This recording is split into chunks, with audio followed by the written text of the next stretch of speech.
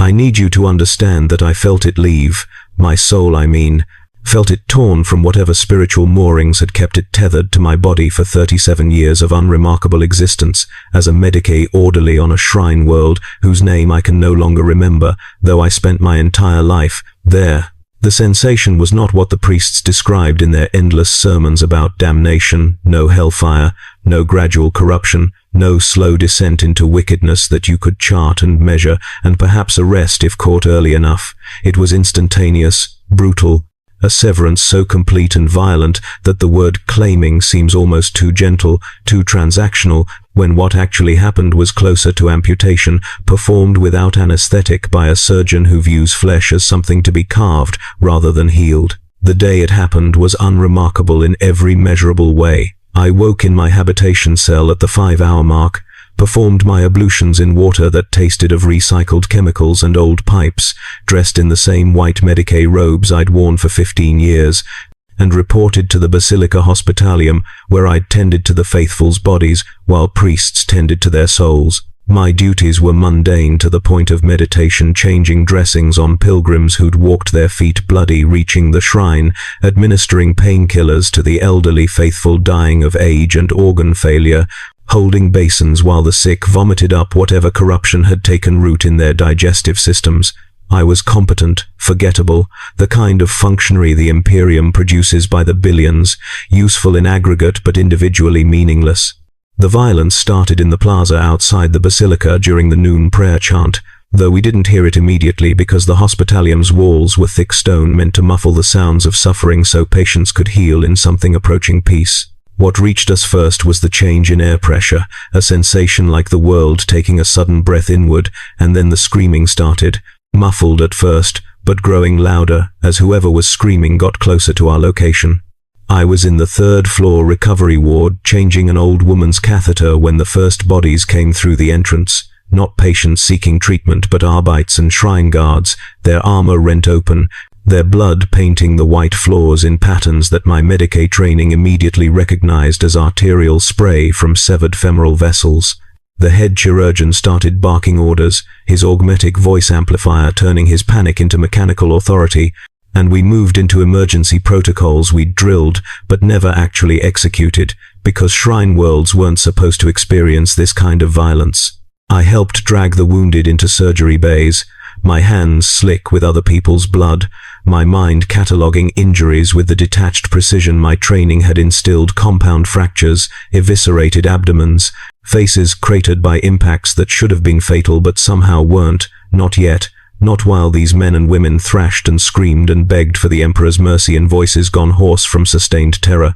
The attackers breached the Hospitalium 20 minutes after the first wounded arrived, and I saw them through the surgery bay's reinforced window before I understood what I was seeing. They wore the remnants of uniforms, shrine guard, Arbites, even ecclesiastical robes, but their movements were wrong, too fluid and too jerky simultaneously, like puppets operated by something that understood human motion only in theory. Their weapons ranged from proper lasguns to improvised clubs made from furniture and limbs, and they killed without discrimination or hesitation, cutting through unarmed Medicae staff and wounded guards with equal efficiency, while their mouths hung open in expressions that might have been ecstasy or agony, impossible to distinguish. I hid in a supply closet while they butchered everyone in the surgery bay, pressed myself behind shelves of sterile gauze and antiseptic solutions, while the screaming reached crescendos that my mind tried to filter out but couldn't, each death shriek imprinting itself on my consciousness like a brand.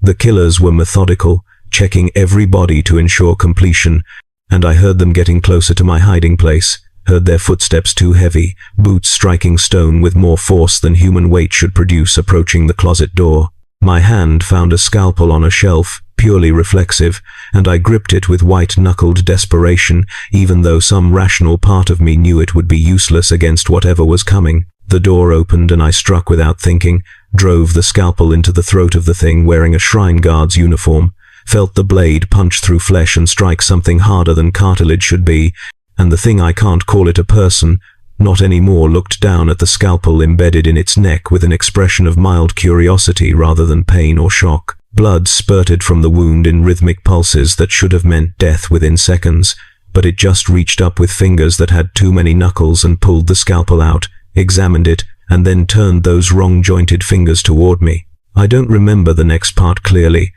which the priests would say means my memory is corrupted by chaos exposure, but I think is just my mind's mercy,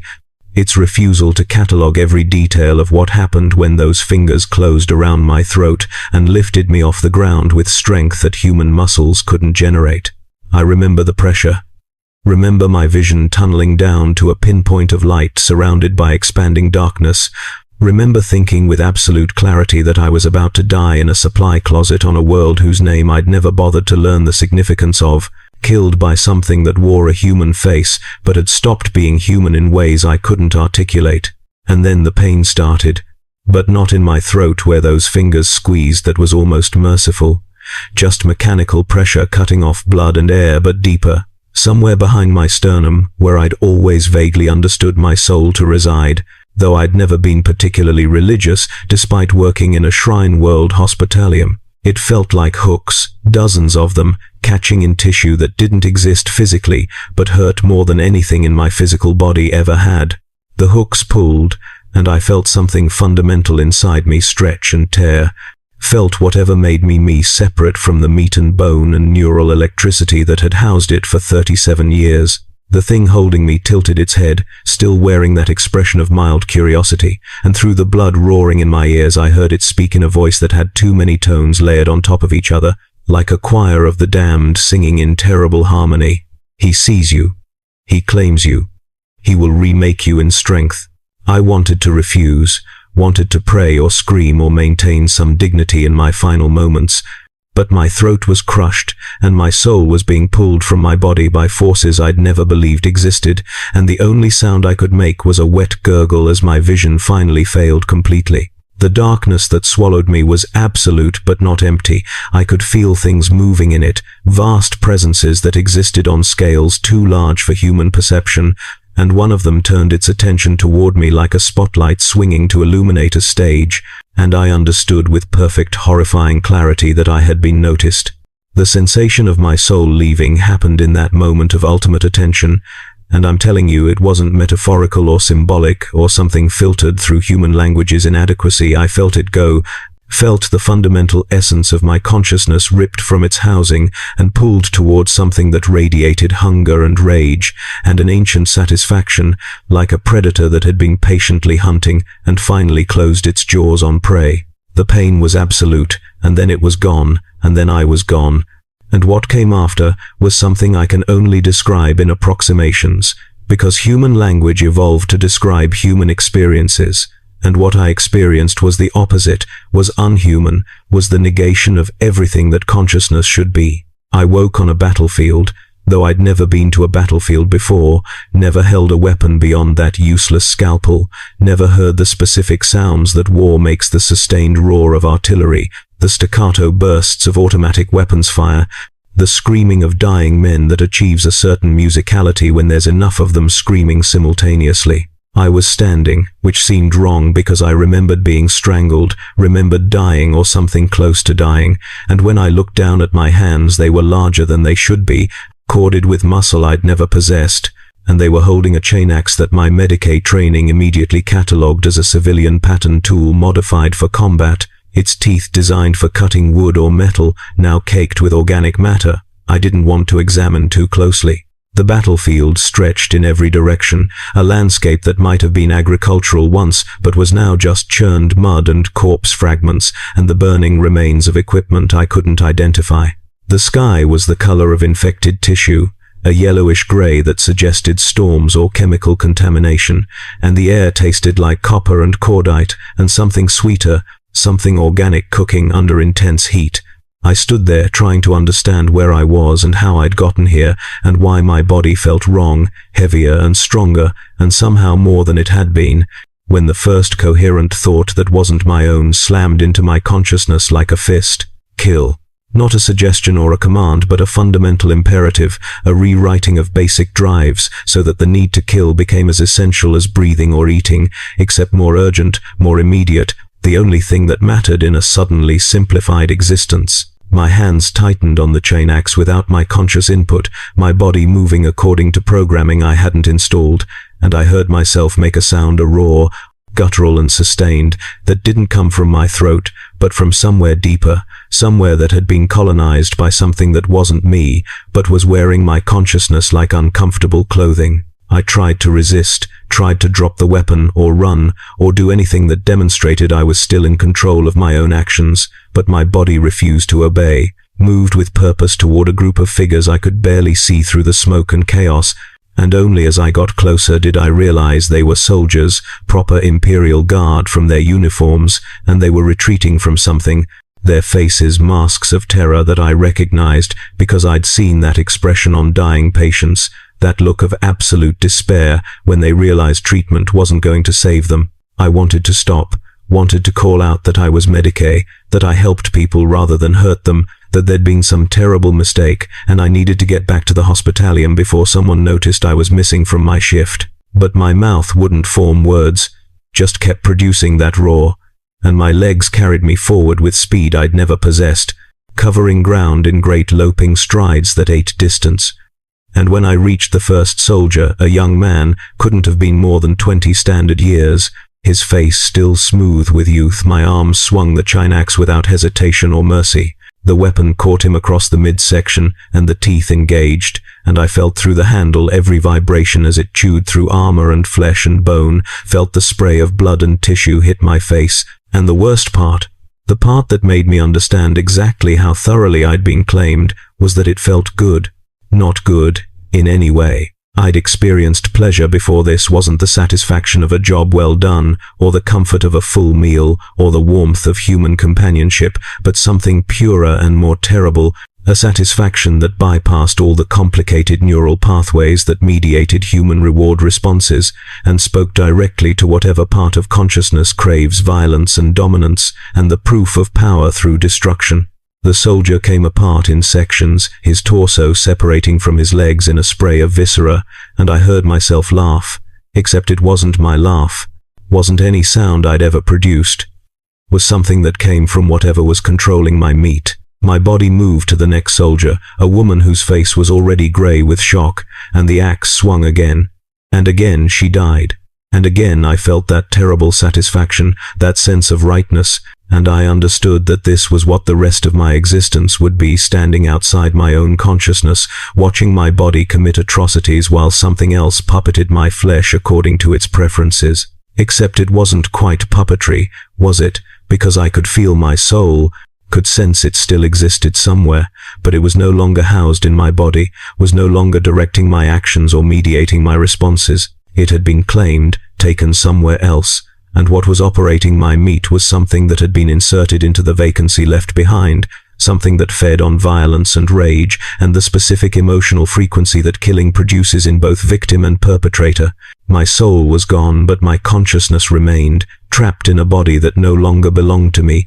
forced to witness without ability to intervene. The battle, if you could call it that. It was more like a massacre, continued for what felt like hours, but might have been minutes, time having gone strange and elastic the way it does during trauma. My body killed with mechanical efficiency, the chain axe rising and falling in patterns that suggested training or instinct I'd never possessed, and every death fed something inside me that wasn't me, nourished whatever entity had taken residence in the space where my soul used to be. I tried to retreat into the deepest parts of my consciousness, tried to find some inner room where I could hide from what I was being forced to witness, but there was nowhere to go, no escape from the sensory input my eyes and ears and nerves insisted on providing. When the enemy soldiers were all dead or fled, my body stood among the corpses and raised the chain axe skyward, and I felt my mouth open to produce a scream that wasn't pain or fear but pure aggression, a challenge to the universe itself. And somewhere vast and distant I felt approval, felt the attention of something so massive that consciousness could barely contain the awareness of it, and I understood that I'd pleased it, that my actions, no, not my actions, the actions of my stolen body had been witnessed and judged worthy, and the reward for that worthiness was more of the same, was eternal continuation of this nightmare where I existed as passenger in my own flesh. The days that followed, I'm still calling them days, though I had no sense of day-night cycles, just periods of violence, alternating with periods of preparation for violence, established a pattern that I eventually understood would never end, couldn't end, because whatever had claimed my soul had also claimed my body's capacity for death.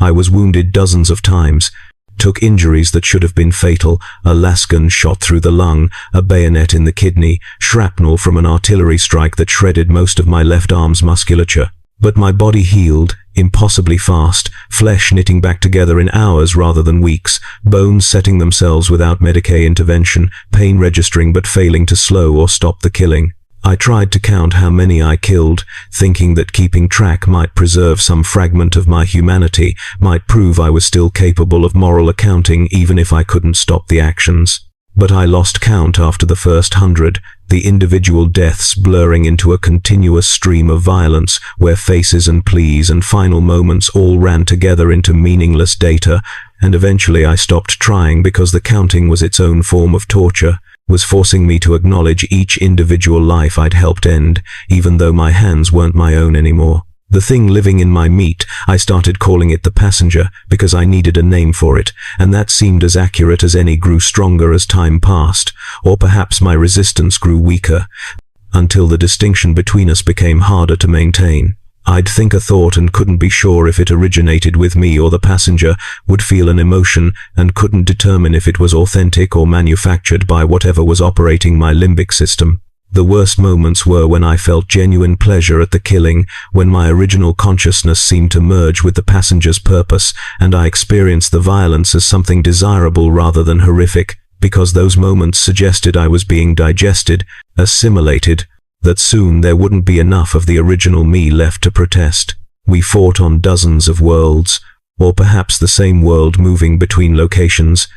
I couldn't track geography any more than I could track time. Each battlefield looked like every other churned earth, burning equipment, bodies in various states of dismemberment, and the enemies varied in uniform but died the same ways, screaming and bleeding, and trying to bargain with a thing wearing my face that had no capacity for mercy or negotiation. Sometimes we fought alongside others who'd been similarly claimed, an army of the stolen operating in loose coordination, and I could see in their eyes the same awareness I felt. Consciousness trapped behind eyes that didn't respond to its direction, passengers all of us in our own meat. They never spoke to me, these other stolen, but I felt their recognition, their understanding of what we'd become. We communicated through violence, through the patterns of our killing, and I learned to read the slight variations in their techniques the way I'd once read patient charts, understanding who'd been claimed recently, their movements still awkward with resistance, and who'd been operating under the passenger for longer, their violence smooth and practiced, and increasingly indistinguishable from genuine skill. There was one, I remember, who wore what had once been an ecclesiarchy robe, now so soaked in blood it was impossible to determine its original color. His passenger made him pray while he killed, reciting corrupted litanies in High Gothic that twisted the emperor's words into benedictions for the slaughter. And I could see in his eyes, in the moments between victims, when his face went slack, the horror of what his mouth was saying, the soul screaming behind flesh it no longer commanded. He lasted 3 campaigns before something fundamental broke, before whatever remained of his original self couldn't sustain the contradiction anymore, and his body simply stopped, stood motionless on a battlefield, while las fire struck him repeatedly, and even as he burned he wore an expression that might have been relief. I wondered when my turn would come, when the accumulated trauma of witnessing my body's atrocities would overwhelm whatever survival mechanisms were keeping my consciousness functioning. I waited for madness to offer its mercy, for the final dissolution where my sense of self would fragment completely and I'd disappear into the passenger, become fully the thing I was pretending to be. But it never happened, or hasn't yet. And I think that's the final cruelty of being claimed, that you don't get to stop watching, don't get to retreat into insanity or death, are forced to maintain awareness as eternal witness to horrors committed with your hands. The passenger learned to use my memories against me, weaponized my past as a Medicaid orderly by making my body target medical personnel, specifically when they were present on battlefields. I'd watch my hands cut down chirurgeons and nurses, people doing exactly what I'd done, trying to preserve life in a universe that mostly produced death, and the passenger would make me linger over their deaths, would force me to watch them bleed out while they looked at my face with betrayed confusion, wondering why someone wearing Medicae robes would do this. It knew, somehow, that this hurt worse than random killing, that every Medicae I killed erased a little more of who I'd been, and it fed on that pain the way it fed on everything else. I'm telling you all this from somewhere that isn't quite a place, in a state that isn't quite consciousness but isn't oblivion either, because I want you to understand what claiming means in practical terms,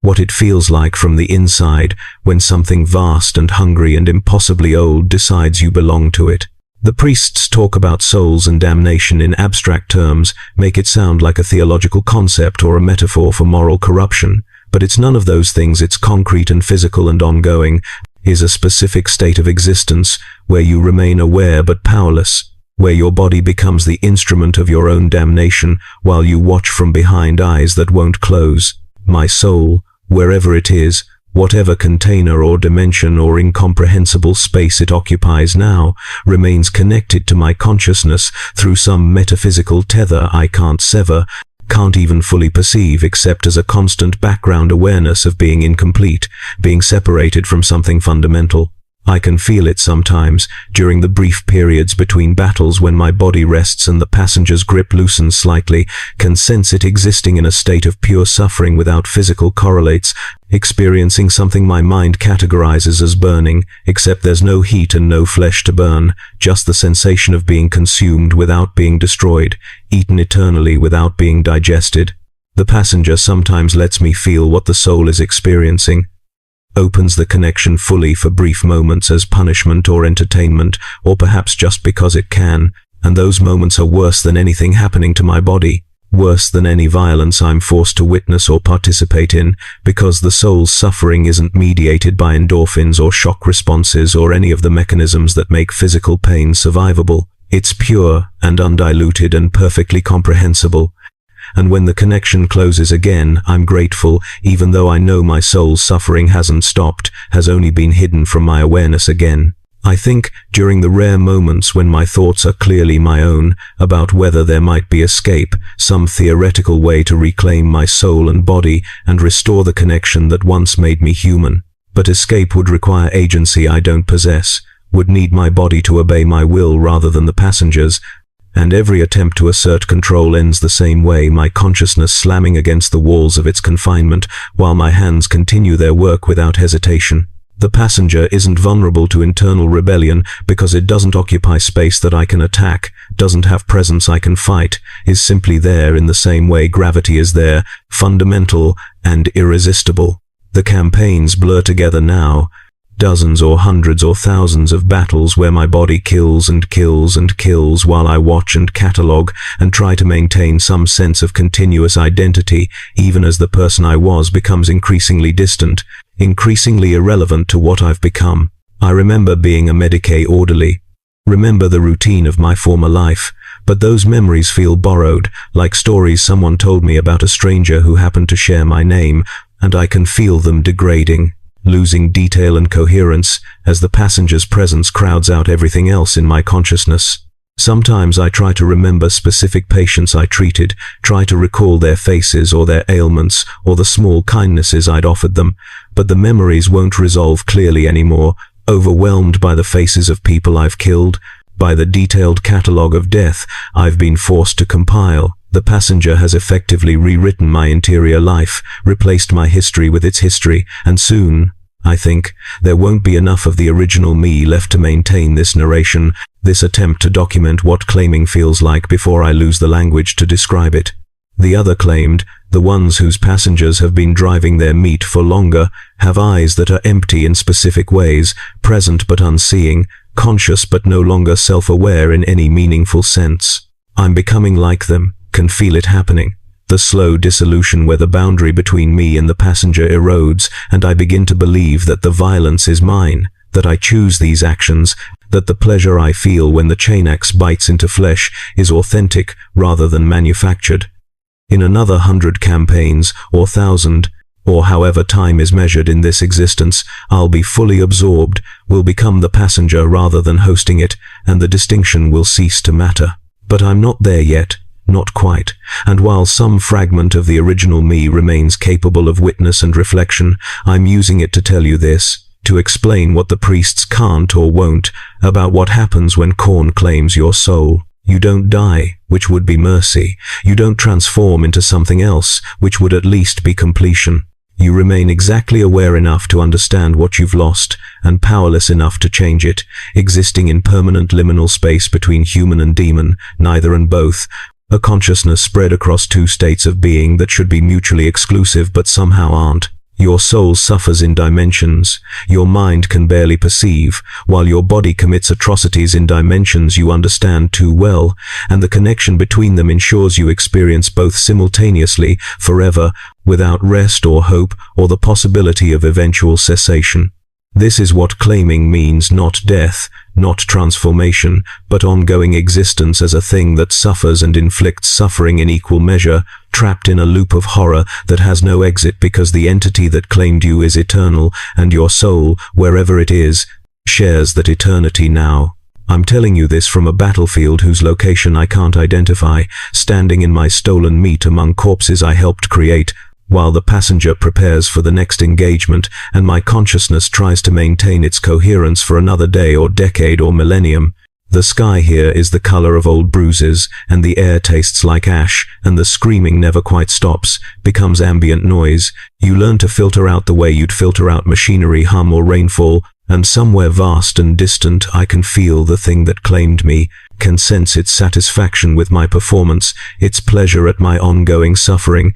its eternal hunger that I'm somehow helping to feed. This is my witness, then, my testimony from inside damnation, offered not because I think it will save anyone, but because maintaining the capacity for testimony, for articulation, for this narration, is the last proof I have that I was human once, that something worth preserving existed before the claiming. When the passenger finally digests the last of me, when my consciousness merges fully with its purpose, and I lose the ability to distinguish between us, this testimony will be the only evidence that I resisted, that I watched in horror rather than participated willingly, that somewhere in the churning chaos of what I've become, there was once a Medicae orderly who wanted nothing more than to heal people in a small hospitalium on a shrine world whose name is already gone from my degrading memory. The chain axe is heavy in my hands, my body already moving toward the next group of enemies, and I can feel the passenger preparing my mouth to scream its challenge, to announce our presence and purpose,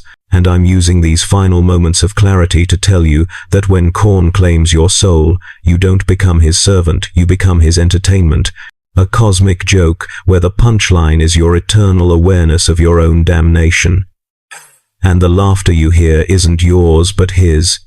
Echoing through dimensions your human consciousness was never meant to perceive, satisfied and patient and utterly without mercy, because mercy requires empathy, and what claimed me is old enough to have forgotten what empathy ever meant, if it knew at all. The screaming starts again, from my mouth, but not my choice, and I'm gone, subsumed into the passenger's purpose, but somewhere in the darkness behind my eyes I'm still watching, still witnessing, still maintaining this slim thread of separate consciousness that constitutes the entirety of who I was and all that remains of who I might have been. And this is what claiming means. This is what happens when something infinite notices something finite and decides it belongs to him now, decides your soul is his entertainment, and your body is his weapon, and your consciousness is his audience, forced to watch its own damnation, without ever being granted the mercy of forgetting what you used to be before the blood and the killing, and the endless, endless war.